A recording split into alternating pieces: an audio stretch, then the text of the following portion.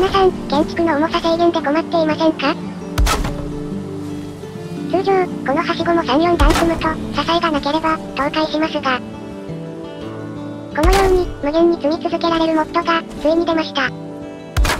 青、緑、オレンジ、赤、で表示されていた安定性の色が、すべて、青色の、安全表示となっていますね。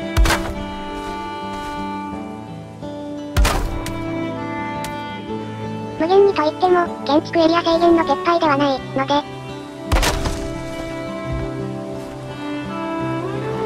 このように、エリア半径から外れると、建築できません。でも、ここまでストレスなしで建築できれば、嬉しいですね。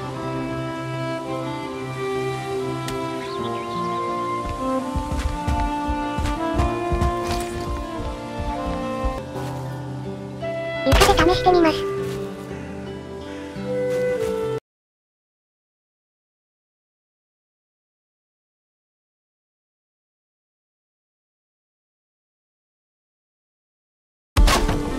支えなしで、建築エリアいっぱいまで繋げることができた。作業台を複数置けば、巨大建築も実現できそうですね。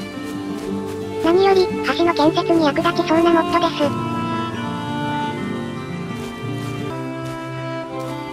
それでは、このモッドの導入方法と、注意点を紹介いたしますね。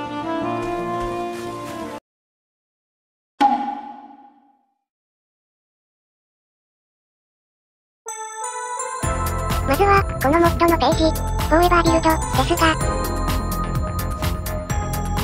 ここの、ファイルズ、タブをクリックして、マニュアルダウンロードボタンを押すと、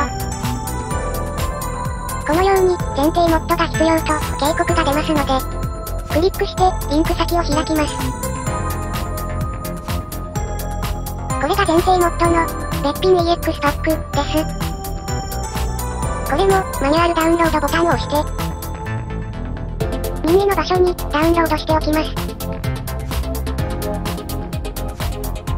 モッドのページに戻って、下のダウンロードボタンを押します。これも、任意の場所に保存しておきます。左が、ゲームフォルダで、右が、ダウンロードしたモッドを解凍した状態です。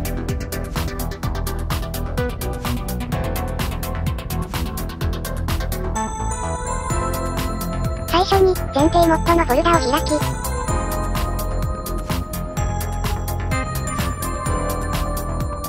ここ、フォルダ2つと、ファイル2つのところ、すべて選択して、左の、ゲームフォルダ直下に、移動、します。コピーではなく、移動するのが、ポイントです。前提モッドの、その他のファイルと、連動しているためでしょうか。移動したら、べっぴん EX フォルダの中の、プラグインの中へ。今回のモッド、フォーエバービルドの、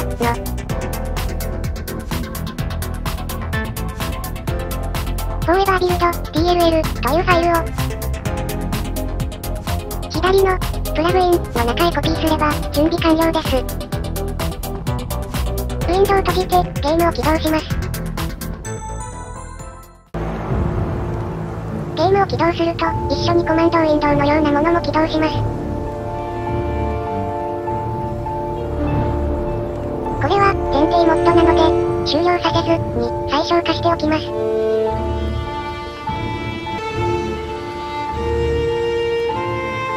そして、いつも通りゲームを、スタート。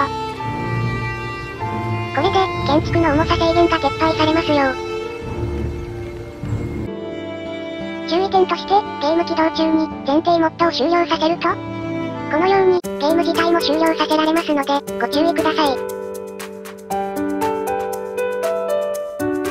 モッドを一時的に停止したい場合は、べっぴん EX フォルダ名に、日本語で窃盗語でもつけておけば、停止可能。僕は、無効べっぴん EX としました。もう一つ注意点として、制限なしで作った後に、モッドを無効にすると、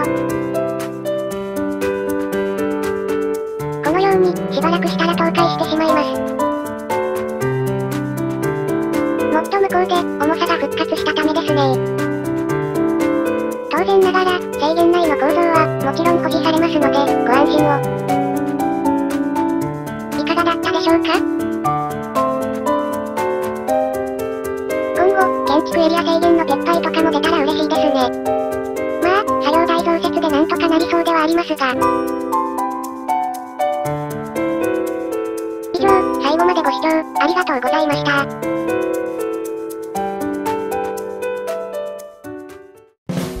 皆さんのおかげで、チャンネル登録600人、本当にありがとうございます。まだまだ、底辺チャンネルではありますが、新しい発見や面白さを、皆さんと一緒に共有したいと考えていますので、ぜひ、チャンネル登録と、ベル通知オンを、よろしくお願いいたします。Twitter もやっています。